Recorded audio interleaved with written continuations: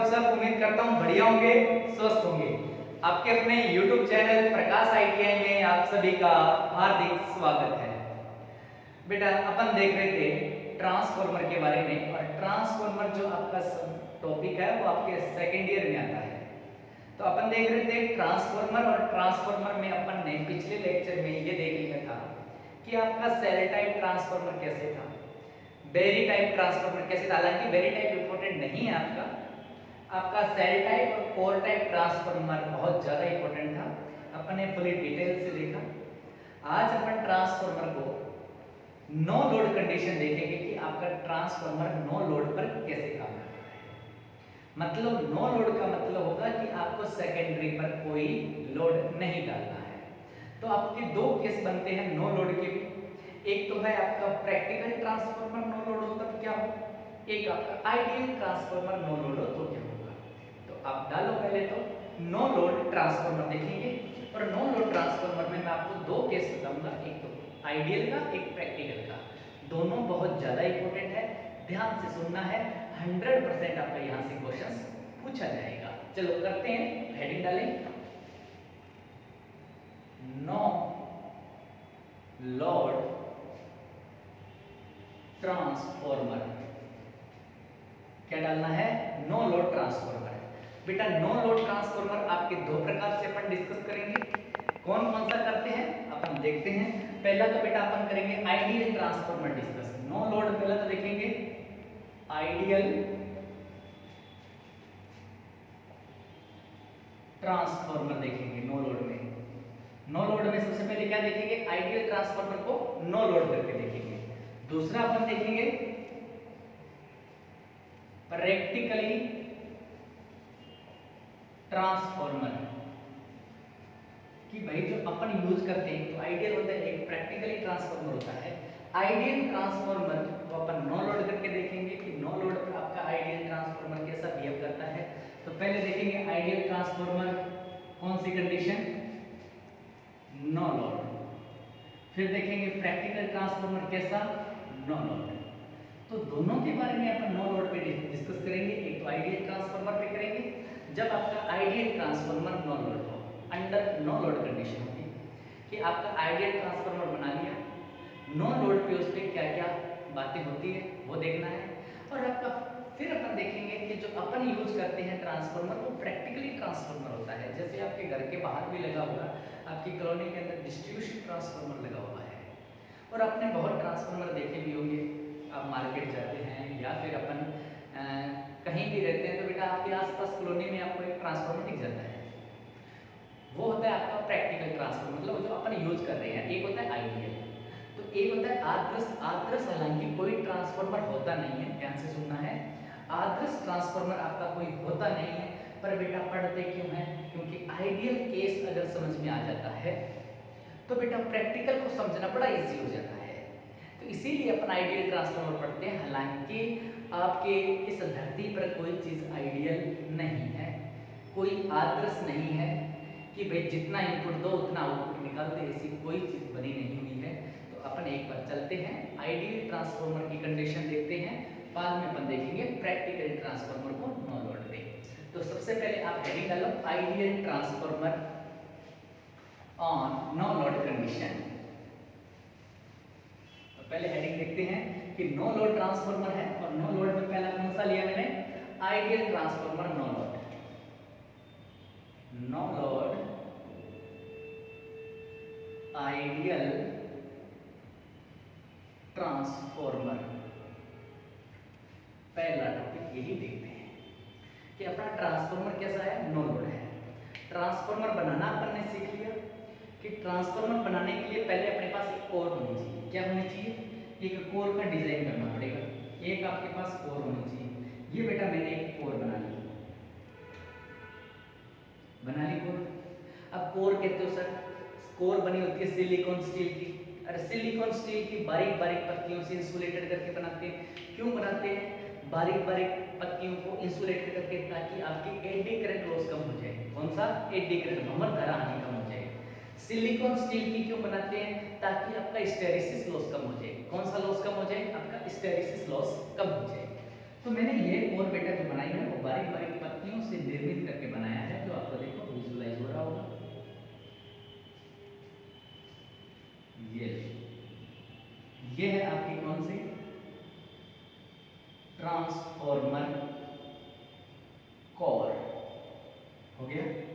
किसकी बनी हुई है पता होना चाहिए, सिलिकॉन स्टील की बनाई जाती है। हो गया।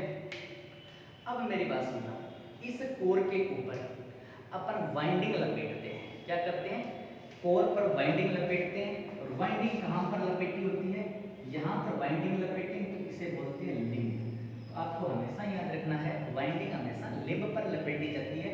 बहुत बार मैंने ये बातें आपको बता दी, ये होता है आपका लिंब। इस पे अपने को वाइंडिंग लपेटनी है। अब बेटा मैं वाइंडिंग लपेटता हूँ, आप देखो मैंने एक वाइंडिंग तो यहाँ पर लपेटी, ये एक वाइंडिंग बेटा मैंने यहाँ पर लपेटी दूसरे लिंक पे। हो गया। अब मैं कहता हूं कि एक वाइंडिंग को मैंने सप्लाई दे दिया। अब कौन सी वाइंडिंग को सप्लाई दे दूं, मैंने कहा मैं इस वाइंडिंग को सप्लाई देता हूं, दे दिया। और आपको पता है, आपको ये चीज जानते हो कि सर हमारा जो प्राइमरी वाइंडिंग है ये सप्लाई प्राइमरी वाइंडिंग में दी जाती है। तो ये जो हमारी वाइंडिंग है ये है हमारी प्राइमरी वाइंडिंग। कौन सी, प्राइमरी वाइंडिंग। जिसको सप्लाई दे दिया वो प्राइमरी वाइंडिंग है। जिसको आपने सप्लाई नहीं दिया या लोड से कनेक्ट करोगे या नहीं करोगे वो है अपनी सेकेंडरी वाइंडिंग। सुनते रहना, बहुत ज्यादा इंपॉर्टेंट है आपका आइडियल ट्रांसफार्मर नो लोड पे देख रहे हैं। यहाँ पर माना बेटा मैंने नंबर ऑफ टर्न है प्राइमरी में वो है आपका N1, सेकेंडरी में नंबर ऑफ टर्न है ये है अपने पास N2। यस या नो, आपको भी यस सर हो गया। अब मेरे को ये बताओ कि जैसे ही अगर मैं यहाँ से सप्लाई से इसको कनेक्ट करता हूँ, क्या करता हूँ मैं इसको सप्लाई से कनेक्ट किया, तो आपको पता है कि यहाँ से कोई करंट चलना प्रारंभ किया करेगी। इस करंट के कारण यहाँ पर आपका फ्लक्स उत्पन्न होगा। इसमें प्राइमरी वाइंडिंग में, प्राइमरी वाइंडिंग में जो फ्लक्स उत्पन्न होगा यह फ्लक्स क्या करेगा आपका सेकेंडरी वाइंडिंग में जाएगा। ये यहाँ से प्राइमरी से फ्लक्स प्रोड्यूस हुआ, कहाँ जा रहा है, सेकेंडरी में जा रहा है। ये लो बेटा मैंने डैश डैश लाइन से दिखाया है, ये है आपका फ्लक्स सेकेंडरी में जा रहा है। सेकेंडरी के नंबर ऑफ टर्न इस फ्लक्स को कट कर रहे हैं। तो आ जाओ बेटा फैराडे के इलेक्ट्रोमैग्नेटिक इंडक्शन लॉ पे। फैराडे इलेक्ट्रोमैग्नेटिक इंडक्शन लॉ क्या कहता है कि अगर कोई चुंबकीय क्षेत्र को कोई चालक कट करता है तो उसमें एक विद्युत वाहक बल पैदा हो जाता है। तो यहाँ पर एक कोई विद्युत वाहक बल पैदा हुआ E, सेकेंडरी वाइंडिंग में हो रहा है, तो मैंने कहा ये है E2। हो गया। ये फ्लक्स में बेटा देखो प्राइमरी के द्वारा उत्पन्न किया गया है और ये फ्लक्स बेटा यहाँ से घूमता हुआ वापस आपका प्राइमरी में है। प्राइमरी ने फ्लक्स को प्रोड्यूस किया, प्राइमरी फ्लक्स को क्या कर रही है, कट कर रही है। तो खुद ने फ्लक्स जनरेट किया, खुद ही फ्लक्स को कट कर रही है। इस कारण से जो आपका ईएमएफ पैदा होगा यहाँ पर जो ईएमएफ पैदा होगा E2, सॉरी प्राइमरी वाइंडिंग है E1 पैदा हो गया। अब बेटा ये चीजें मैंने आपको बताई थी कि जो E2 पैदा होता है ये किसके कारण होता है, तो आपको पता होना चाहिए कि सर हमारा जो E2 पैदा होता है, मैं यहाँ लिख रहा हूँ ये E2 पैदा होता है, ये सर म्यूचुअल इंडक्शन के कारण पैदा होता है, अनन्य प्रेरण के कारण पैदा होता है। E1 किसके कारण पैदा होता है, तो आपको पता होना चाहिए सेल्फ इंडक्शन के कारण होता है। किसके कारण, सेल्फ इंडक्शन, स्व प्रेरण के कारण होता है। हिंदी में लिखे तो इसे बोलते हैं स्व प्रेरण, इसे बोलते हैं अनन्य प्रेरण के कारण पैदा होता है। ओके, कोई दिक्कत नहीं है। अपन चल रहे थे आइडियल ट्रांसफार्मर में और आइडियल ट्रांसफार्मर का केस देख रहे हैं नो लोड। तो नो लोड केस देख रहे हैं, मतलब नो लोड का मतलब होगा आपका कि एक कोई आइडियल ट्रांसफार्मर ले लो, सेकेंडरी वाइंडिंग को ओपन कर दो, क्या होगा ट्रांसफार्मर नो लोड पे होगा। ओके, बातें समझ में आ रही है, बिल्कुल सिंपल है। सेकेंडरी वाइंडिंग ओपन रख रखा है मतलब ट्रांसफार्मर आपका नो लोड पे है। ट्रांसफार्मर कैसा है, तो आपको कैसा आइडियल है।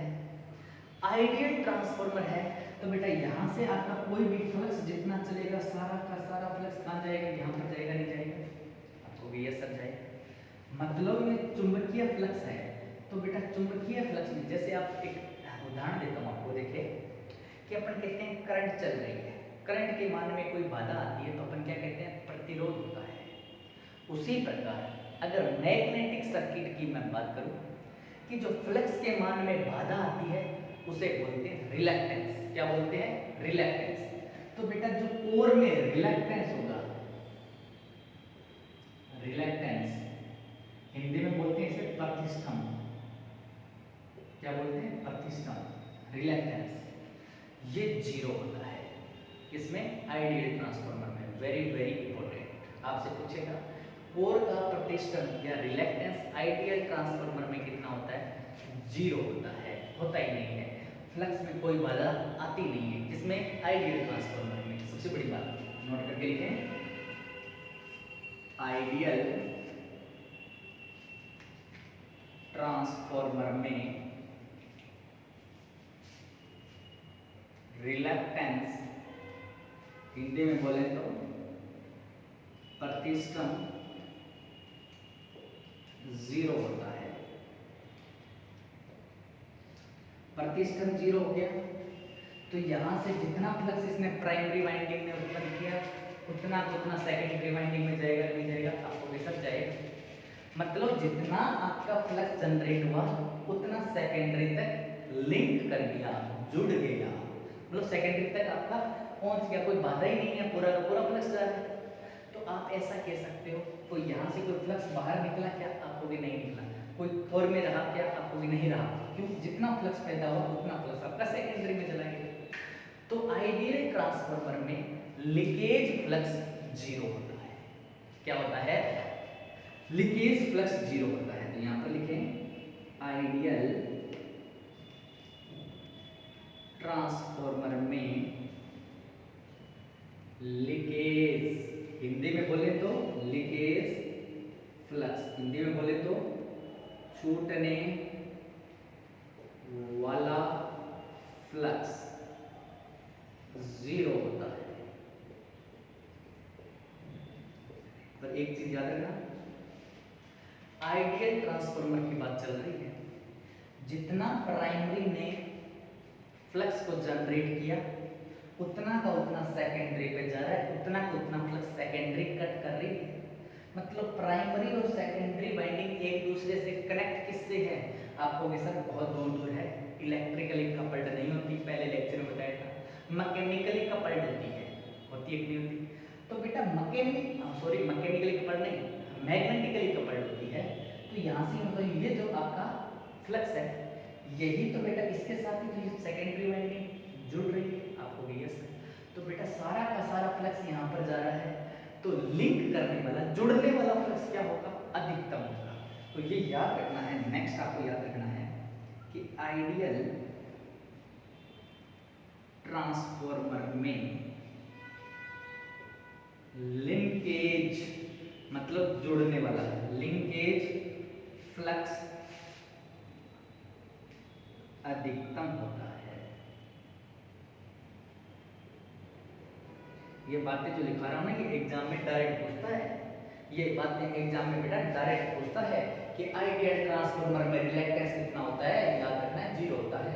आइडियल ट्रांसफार्मर में लीकेज फ्लक्स कितना होता है, होता ही नहीं है। लिंकेज फ्लक्स, जुड़ने वाला फ्लक्स कितना होता है, मैक्सिमम होता है। बेटा आपको याद रखना, डायरेक्ट वाले पूछते हैं ये चीजें, ठीक है ना। जल्दी से नोट करें इस चीज को, आप स्क्रीनशॉट लेते रहें। और वीडियो अच्छा लग रहा हो तो बेटा लाइक जरूर करें, और नए विजिट कर रहे हो चैनल के, पहली बार विजिट कर रहे हो तो बेटा आप सब्सक्राइब जरूर कर ले और बेल आइकन का बटन जरूर दबा लें, जिससे आपको नोटिफिकेशन मिलता रहे यहाँ पर। और पिछले वाले अगर आपने वीडियो नहीं देखे हैं तो बेटा ध्यान रखना, ट्रांसफार्मर को सीक्वेंस वाइज पढ़ा रहा हूँ, आप प्रॉपरली तरीके से वीडियो देख लो। जिस दिन ट्रांसफार्मर पूरा हो गया उस दिन बेटा किसी भी बुक्स के क्वेश्चन कर लेना, या कौन से भी आपके एग्जाम में प्रीवियस ईयर का जो पेपर होगा कंपटीशन एग्जाम का, उसके क्वेश्चन करके देख लेना, सारे के सारे क्वेश्चन होंगे। ये मेरा चैलेंज है, ओके।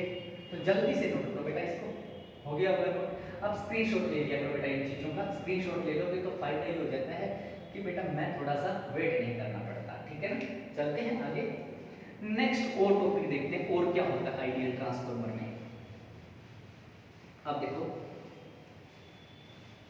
दूसरी बात बताता हूं आगे कि आइडियल ट्रांसफार्मर है आपका, ये चीजें तो अच्छी बात है। आइडियल ट्रांसफार्मर में यहाँ से कुछ करंट चली आपकी, जिसे मैंने बोला, देखो बेटा यहाँ पर सेकेंडरी वाइंडिंग ऊपर है, तो ideal transformer no load condition में है, तो आपका क्या होगा, नो लोड करंट प्रवाहित नहीं होती है। इसमें आइडियल ट्रांसफार्मर में ये करंट प्रवाहित नहीं होगी। ओके, तो लिखे बेटा आइडियल ट्रांसफार्मर,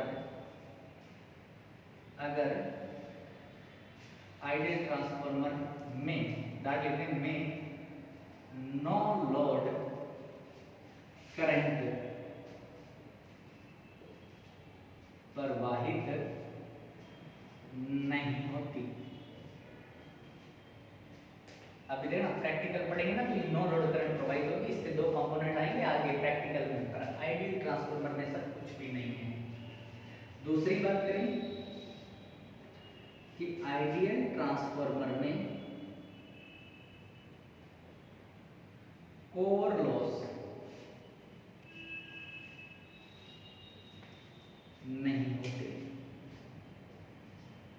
कोर लॉस मतलब जो आपके कोर में जो लॉसेज हो रहे थे, कौन कौन से, एडी करंट लॉस और आपका हिस्टैरिसीस लॉस, दोनों ही नहीं होते हैं। ओके, तो यहाँ से नोट करके लिखते कि आइडियल ट्रांसफार्मर में कोर लॉस नहीं होते हैं।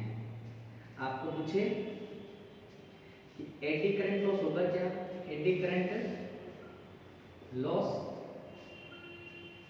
तो आपको बोलना है आइडियल ट्रांसफार्मर में नहीं होता।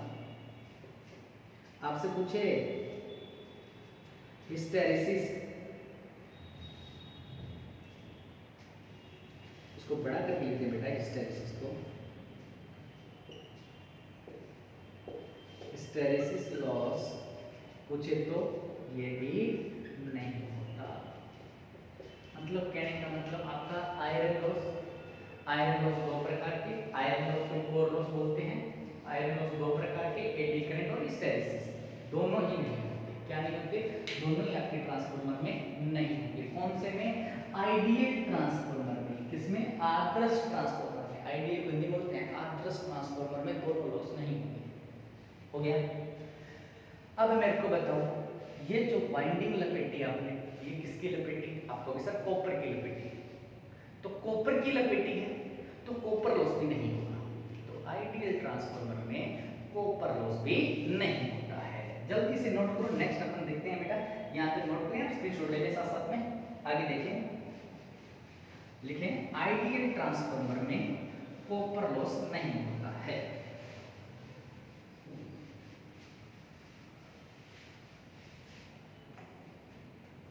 नेक्स्ट लिखें आइडियल ट्रांसफार्मर में कॉपर लॉस नहीं होता है। मतलब कहने का आपका न तो बेटा आयरन लॉस होगा आइडियल ट्रांसफार्मर में, न आपका कॉपर लॉस होगा, न आपका कोर का रिलैक्टेंस होगा, कुछ भी नहीं होगा। आपसे पूछे आइडियल ट्रांसफार्मर का वोल्टेज रेगुलेशन कितना होता है, 0 होता है। अब वोल्टेज रेगुलेशन क्या है, ये बात नहीं आ जाती है यहाँ कि वोल्टेज रेगुलेशन क्या होता है सर। वोल्टेज रेगुलेशन का मतलब है बेटा, आगे टॉपिक आएगा ना, वहां पर पढ़ाऊंगा आपको वोल्टेज रेगुलेशन। पर अभी आपको इतना याद रखना है कि ट्रांसफार्मर नो लोड पे है, अचानक से आपने लोड जोड़ दिया, नो लोड पे था, अचानक से आपने इसमें लोड जोड़ दिया, तो नो लोड से लेके फुल लोड तक जो वोल्टेज में परिवर्तन आता है उसे ही आपको क्या कहेंगे, वोल्टेज रेगुलेशन कहते हैं। ऐसा परिवर्तन आना नहीं चाहिए। ओके, तो यहाँ पर नेक्स्ट लिखें कि आइडियल ट्रांसफार्मर में वोल्टेज रेगुलेशन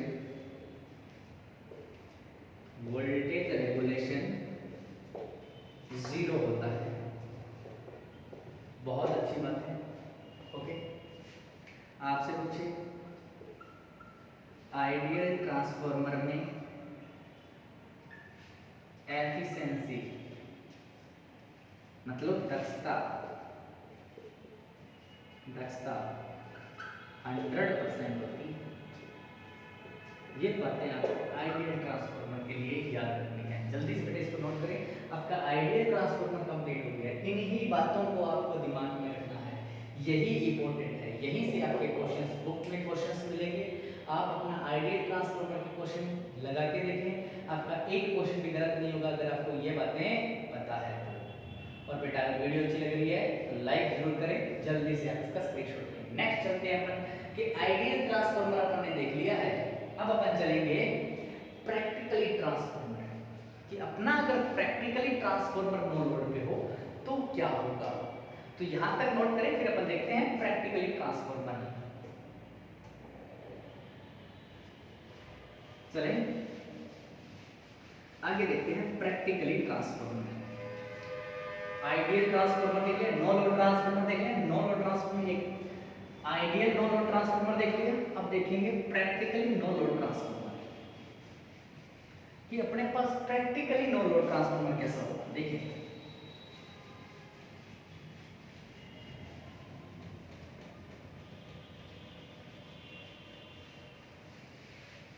इसको मैंने रख दिया। अब अपन पढ़ेंगे प्रैक्टिकली। प्रैक्टिकली में क्या क्या पंगा होगा। देखिए प्रैक्टिकली में ये आयरन लॉस, कॉपर लॉस, सारे लॉस होंगे। आपका कोर का रिलैक्टेंस भी होगा, वोल्टेज रेगुलेशन जीरो नहीं होगा, सब पंगे होंगे बेटा, क्योंकि अपन जो यूज करते हैं ना वो उसमें सब चीजें होती है। ये तो आइडियल था, इसमें माना गया था कि ऐसा ऐसा होता है। प्रैक्टिकल में सब मामला होगा, नो लोड करंट ही प्रवाहित होगी, ठीक है ना। देखते हैं कैसे प्रवाहित होती है, किस पे डिपेंड करती है, सब चीजें अपन एक एक करके नोट करेंगे। तो चलें अपन आगे आगे मैं चलता हूं, थोड़ा सा हेडिंग डालें। नो लोड ट्रांसफार्मर देख रहे हैं, नो लोड ट्रांसफार्मर में दूसरा आपका आता है प्रैक्टिकली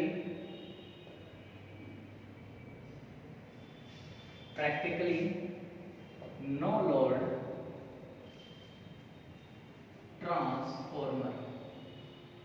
अब जो अपन यूज लेते हैं वो ट्रांसफॉर्मर देखना है।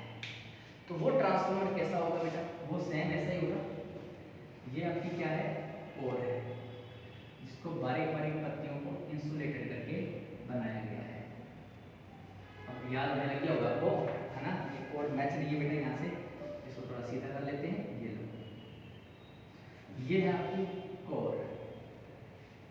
इस कोर पे बेटा लिंब होता है, लिंब पे अपन क्या करते हैं, वाइंडिंग करते हैं। लिंब पे क्या करते हैं, वाइंडिंग। यहाँ पर क्या की जाएगी, वाइंडिंग की जाएगी। यहाँ पर भी क्या होगी, वाइंडिंग। ये माना मैंने, यहाँ से मैंने इस वाइंडिंग को सप्लाई से कनेक्ट करूँगा। इस सप्लाई को मैं कनेक्ट करता हूँ सप्लाई से, तो ये मैंने किया सप्लाई से कनेक्ट। अभी अपना लोड नहीं लगा हुआ है, लोड नहीं लगा हुआ है, सेकेंडरी वाइंडिंग पे कोई लोड नहीं है। इस पे माना मैंने नंबर ऑफ टर्न वो है N1, इस पे जो नंबर ऑफ टर्न है ये है N2, है आपको भी यस। इसमें कोई विद्युत वाहक बल पैदा होगा वो होगा आपका T2, और इसमें जो विद्युत वाहक बल पैदा होगा वो होगा आपका T1 होगा, आपको भी यस होगा बेटा। अब एक चीज सुनना कि यहाँ से ये प्राइमरी वाइंडिंग आपका फ्लक्स उत्पन्न करेगी, ये फ्लक्स कहाँ जा रहा है, आपको भी सर हमारी सेकेंडरी वाइंडिंग में जा रहा है। सेम डिटो आइडियल ट्रांसफार्मर की तरह ही काम कर रहे हैं, ये भी वही चीजें हैं, पर इसमें एक लोचा है यार। अब देखो बेटा लोचा सुनो, लोचा क्या है। एक तो प्रैक्टिकली ट्रांसफार्मर है, तो प्रैक्टिकली ट्रांसफार्मर होगा तो यहाँ से एक नो लोड करंट फ्लो होती है। प्रैक्टिकल ट्रांसफार्मर है, प्रैक्टिकल ट्रांसफार्मर में यहाँ पे ये कोर है। अगर मैं कोर का क्या कहूँ, रिलैक्टेंस की बात करूँ तो रिलैक्टेंस कभी भी जीरो नहीं होता। प्रैक्टिकल में कुछ ना कुछ रहेगा, वाइंडिंग का रेजिस्टेंस भी रहेगा, मतलब कॉपर लॉस भी होंगे, आयरन लॉस भी होंगे, सब मामला चलने वाला है किसमें, प्रैक्टिकल में। और प्रैक्टिकल में नो लोड करंट की फ्लो होती है, ये और पंगा है। अब देखो बेटा क्या होता है, तो यहाँ से अपन लिखना स्टार्ट करते हैं। सबसे पहले आपको लिखना है कि प्रैक्टिकली ट्रांसफार्मर में नो लोड करंट फ्लो होती है। देखो बेटा नो लोड करंट फ्लो हो रही है कि नहीं हो रही, आपको भी ये सब हो रही है ना। तो यहाँ से लिखें नो लोड प्रैक्टिकली ट्रांसफार्मर में नो लोड करंट, जिसको मैंने किससे डिनोट किया, आई नोड, प्रवाहित होती है। पहली बात तो ये याद रखनी है। हालांकि आइडियल ट्रांसफर हो रही थी क्या, आपको भी नहीं हो रही थी सर, पर इसमें हो रही है यार। अब क्या होगा कि ये जो नो लोड करंट है, इसके दो घटक होते हैं। कितने घटक होते हैं इसके? इसके दो घटक होते हैं। कौन कौन से घटक होते हैं मैं बताता हूँ आपको, ध्यान से सुनना, ठीक है ना, बड़ा इंपॉर्टेंट है। तो यहाँ से लिखें, पहले तो ये याद रखें कि ये नो लोड करंट कितनी हो सकती है सर, कितनी हो सकती है। माना फुल लोड, जब लोड जोड़ते हो तब यहाँ से करंट जा रही है 100 एम्पीयर, तो नो लोड करंट होगी 4 से 5% ही होती है। तो यहाँ पे वैल्यू अभी ले कि नो लोड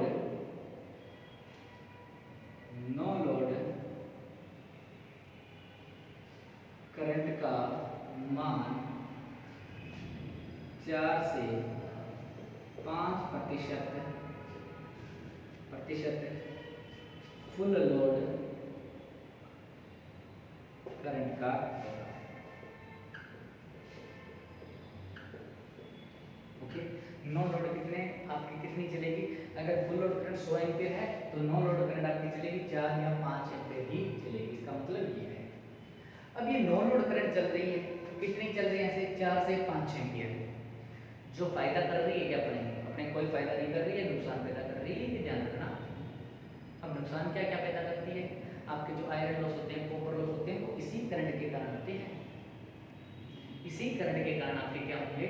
थोड़े कॉपर लॉस, सारे के सारे आयरन लॉस, यही करंट पैदा करती है, दूसरी करंट नहीं आती कोई पैदा करने के लिए। तो नुकसानदायक है ये करंट, ये अच्छी बात नहीं है, बुरी बात है। ये करंट फ्लो नहीं होनी चाहिए थी। आइडियल में हो रही थी क्या? आप लोग नहीं हो रही थी, तो ये कम से कम होनी चाहिए। ओके, अब चलते हैं थोड़ा सा आगे। यहाँ तक बेटा साथ साथ में नोट करें, बीच में रफ करके फिर चीजें और कुछ बताता हूँ साथ साथ में आपको। तो हो गया होगा बेटा यहाँ तक नोट आपका, है ना? चलिए आगे, नो लोड करंट की वैल्यू पता चल गई। अब बेटा नो लोड करंट के दो घटक होते हैं। नो लोड करंट जो है ना, ये दो घटकों में विभाजित होती है। कौन कौन सी? ये नो लोड करंट। अब सुनो कौन कौन से दो घटकों में विभाजित होती है। वेरी वेरी इंपॉर्टेंट है ये टॉपिक, ठीक है ना? तो देखना, यहाँ से लिखें, no load current I nought के दो घटक होते हैं, दो घटक होते हैं। अब आपको सर कौन कौन से होते हैं? एक तो होता है बेटा आई ओमेगा, जिसे बोलते हैं एक्टिव कंपोनेंट, हिंदी में बोले तो सक्रिय घटक। दूसरा होता है आई एम, इसे बोलते हैं रिएक्टिव कंपोनेंट, इसे बोलते हैं अक्रियाशील घटक। ये दो घटक होते हैं। आपकी बुक में आई एम नहीं लिखा गया है, आपकी बुक में बेटा इसे आई म्यू लिखा गया है। क्या लिखा गया? आई म्यू। आई एम और आई म्यू बात एक ही है, कुछ भी याद रखो। आपकी जो बुक में लिखा गया उसी प्रकार से मैं लिखा देता हूँ। यहाँ पर होता है आई म्यू, ये मैग्नेटाइजिंग करंट, या फिर एम से आई एम का मतलब है मैग्नेटाइजिंग करंट। एक्चुअली में होती है मैग्नेटाइजिंग करंट है, कोर को जो मैग्नेटाइज करने का काम करेगी। पर आपकी बुक में आई म्यू लिख रखा है, कोई दिक्कत नहीं, आई म्यू लिख लेते हैं, समझना है ना? आई म्यू आई आई एम आई, कोई प्रॉब्लम नहीं आती है। चलो यहाँ तक आपका हुआ। अब मैं बताता हूँ ये करंट दो घटकों में कैसे विभाजित होती है, ये अपने को देखना है, ठीक है ना? तो अभी बेटा मैं इस डायग्राम को रफ करता हूँ और आपको नया डायग्राम बना के दिखाता हूँ।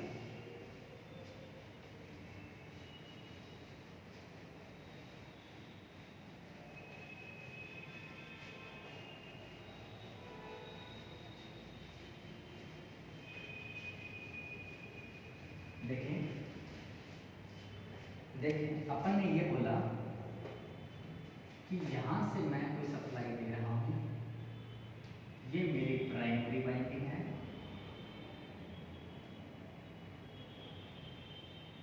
और यहाँ पर कोई मेरी सेकेंडरी वाइंडिंग है। ये 4 आ गई, ये सेकेंडरी वाइंडिंग। आप ऐसा बना सकते हो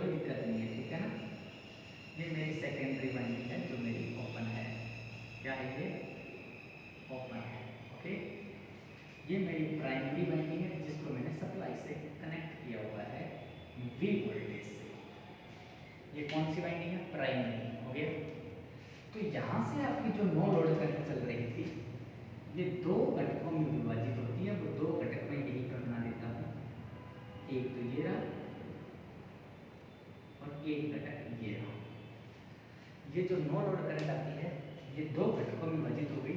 ये माना मैंने नो लोड करंट किससे डिनोट किया? आई नोड से। आपको यहाँ पर भी लिखा होगा नो लोड करंट जो होती है आई नोड होती है। हो गया। ये जो रेजिस्टेंस है इसे मैंने किया आर ओमेगा, और ये जो होता है बेटा आपकी कुंडली बन रही है।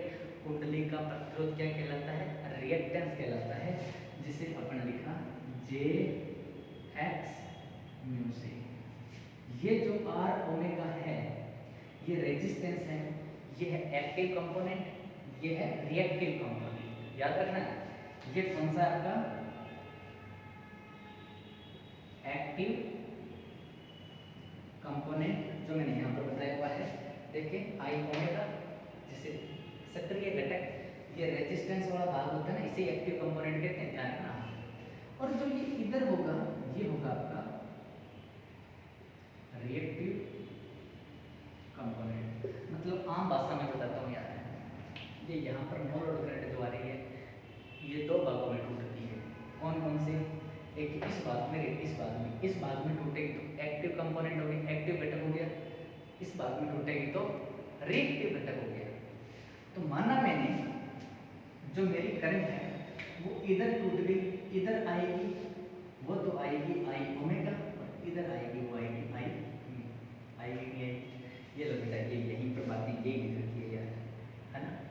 हो गया यहाँ तक। अब जल्दी से बेटा नोट करें। अभी आपको एक चीज़ और पूछ ली जाती है, यहाँ से पूछ ले कि बेटा ये जो आई नोड का मान निकाला, मेरे को नो लोड करंट का मान निकालना है। नो लोड करंट का सूत्र क्या होता है उसको ध्यान से सुनना। ये जो नो लोड करंट होती है आपने ऐसी फंडामेंटल पढ़ी होगी। ऐसी फंडामेंटल में ये आपका एक रेजिस्टेंस है, ये आपका एक इंडक्टर है कि नहीं? आपको भैया सर दोनों किसमें? आपको भी सर समांतर में, क्योंकि ये जो आई नोड करंट है ये दो भागों में टूट रही है, मतलब ये दोनों समांतर में है। दोनों समांतर में है तो आपको एक चीज पता होगी कि दो समांतर में लगा हुआ, एक इंडक्टर और एक रेजिस्टेंस। एक इंडक्टर को बोलते हैं काल्पनिक भाग, रेजिस्टेंस को बोलते हैं क्या? एक्टिव भाग, है ना? तो ये बताओ ये काल्पनिक भाग है और ये वास्तविक भाग है, दोनों भागों की करंट जुड़ सकती है क्या? आपको कि कभी नहीं जुड़ती सर, क्योंकि बेटा अपन ही बताओ एक काल्पनिक चीज है और एक वास्तविक है। आप दोनों को एक मान सकते हो क्या? नहीं मान सकते ना। तो ये करंट कैसे मान लेगी? अपने पे लेके देखो, वही चीज यहाँ पर है। तो कहते हैं कि इन दोनों को जोड़ के इसके बराबर नहीं आ सकती, तो कैसे आएगी? इन दोनों का आपका सदिश योग करना पड़ेगा। क्या करना पड़ेगा? सदिश योग करना पड़ेगा कि इन दोनों करंटों का क्या कर दो? सदिश योग कर दो, इसके इक्वल आएगा। तो ये जो ऊपर डंडा लगाते हैं ना ऐसे तीर का, ये होता है सदिश योग कर रहे हैं। सदिश योग कर रहे हैं तो यहाँ से जो आई नोड आएगा वो अपने को मिलेगा I knew plus I omega में रूट में। तो नो लोड करंट का फॉर्मूला याद रखना, वेरी वेरी इंपॉर्टेंट, बहुत बार एग्जाम में पूछा गया है कि इस नो लोड करंट का आपको फॉर्मूला बताना है। तो क्या होगा? रूट में आपका जो रिएक्टिव कंपोनेंट की करंट और एक्टिव कंपोनेंट की करंट को जोड़ के उसका रूट निकाल दो, आपकी आई नोड करंट निकल के आ जाए। यहाँ तक कोई प्रॉब्लम नहीं होनी चाहिए। सिंपल मैटर चल रहे हैं, है ना? जल्दी से नोट करो बेटा, और देखते हैं जल्दी से चीजों को नोट करें। आगे बताता हूँ आपको कुछ बातें, आगे चले। नेक्स्ट बात करते हैं, यहाँ से हटा दो। अब देखिए बेटा थोड़ी सी बातें अब सुनने लायक है। अब बहुत इंपॉर्टेंट बात है जो सुनने लायक है, क्योंकि ये फॉर्मूला तो आप रट्टा भी मार सकते हो। अब जो चीजें बताऊंगा वो समझने के लायक है। अब सुनना, ये जो आपका एक्टिव कंपोनेंट है इसके बारे में अपन पढ़ना स्टार्ट करते हैं, है ना? तो यहाँ पर पहले तो लिखो कितने घटकों में टूटी? दो में। ए नंबर लिखा मैंने एक्टिव कंपोनेंट, एक्टिव कंपोनेंट जिसे अपन निष्क्रिय घटक बोलते हैं और इसे आई ओमेगा से लिखा। पहली बात कहेगा कि आई ओमेगा का सूत्र क्या होता है, एक्टिव कंपोनेंट का सूत्र क्या होता है। तो आपको सूत्र याद रखना है I omega plus I nought cos phi, ये इसका सूत्र होता है, डायरेक्ट आपको याद रखना है। अब मेरे को यूँ बताओ, ये जो एक्टिव कंपोनेंट करंट है, एक्टिव कंपोनेंट है, ये सप्लाई वोल्टेज के समांतर में है कि नहीं, आपको भी समांतर में है, इसके भी समांतर में है। तो मैं ऐसा कह सकता हूँ, मैं ऐसा कह सकता हूँ क्या बेटा, कि जो ये वोल्टेज है, ये वोल्टेज यहाँ पर भी V वोल्टेज रहेगी और यहाँ पर भी V वोल्टेज रहेगी। कैसे? क्योंकि समांतर में है, समांतर में वोल्टेज का मान क्या रहता है, सेम रहता है ना। तो अपन ऐसा कह सकते हैं समांतर में सेम रहता है। ओके, और यहाँ पर रेजिस्टेंस, रेजिस्टेंस में आपकी करंट और वोल्टेज क्या रहती है, आपको कि सेम फेज में रहती है सर, क्या रहती है, सेम फेज में रहती है। तो यहाँ से नोट करके लिख दो, एरो डाल के, active component current I omega supply voltage के इन फेज में होती है। इन फेज अगर याद नहीं रहे तो याद रखना, सप्लाई वोल्टेज इन फेज या सप्लाई वोल्टेज की कला में होगी। जिधर आप जितनी सप्लाई वोल्टेज जिस एंगल में होगी उसी एंगल में आपकी आई ओमेगा होगी, क्योंकि ये एंगल बदलता नहीं है, रेजिस्टेंस जानते हो ना आप। ओके, ये यहाँ तक नोट करें बेटा, आगे थोड़ा सा चलते हैं। आगे मैं बताऊंगा आपको, ये जो आई ओमेगा है ना, इसी के कारण आपका कोर के अंदर या फिर आपका कॉपर लॉस ट्रांसफार्मर में इसी के कारण हानियां उत्पन्न होती है, आई ओमेगा करंट के कारण। नोट करते हैं इसको, यहाँ से नोट कर देते हैं, आई ओमेगा के कारण ट्रांसफार्मर में लॉस पैदा होते हैं। हो गया, इसीलिए तो बोलते हैं सिलिकॉन स्टील के बना लो, बारीक बारीक पत्तियों को इंसुलेटेड करके बना लो, आई ओमेगा कम हो जाएगा, आपका आयरन लॉस कम हो जाएगा। ओके, ये चीजें बोली जाती है। अब अपन चलते हैं दूसरा देखते हैं, एक्टिव कंपोनेंट देख लिया। अब अपन देखेंगे आई म्यू के बारे में, आई म्यू से क्या रिलेशन है इसका, ठीक है ना। बड़ा अच्छा टॉपिक है बेटा, मजे वाला टॉपिक है, शानदार टॉपिक है, प्रॉपर्ली आपको समझ में भी आ रहा होगा। आगे देखें, यहाँ तक नोट किया आपने, आगे बताता हूँ कुछ बातें और। अब चलते हैं अपन किस पे, रिएक्टिव कंपोनेंट, मतलब क्रियाशील घटक बोलते हैं हिंदी में इसको, और इसको मैंने आई म्यू से दिखाया, आई एम से भी दिखाते हैं, मैग्नेटाइजिंग करंट। आपकी बुक में आई म्यू लिखा हुआ तो आई म्यू से दिखाना। इस आई म्यू का आपको फॉर्मूला पूछेगा तो याद होना चाहिए, आई नॉट साइन फाई होता है। ये क्या काम करता है इसका भी देख लेते हैं। आई म्यू कोर को चुंबकित करता है, कोर को क्या करेगा, चुंबकित करता है। अब बेटा कोर को चुंबकित करता है, इसलिए कोर को टाइट बांध देना चाहिए ताकि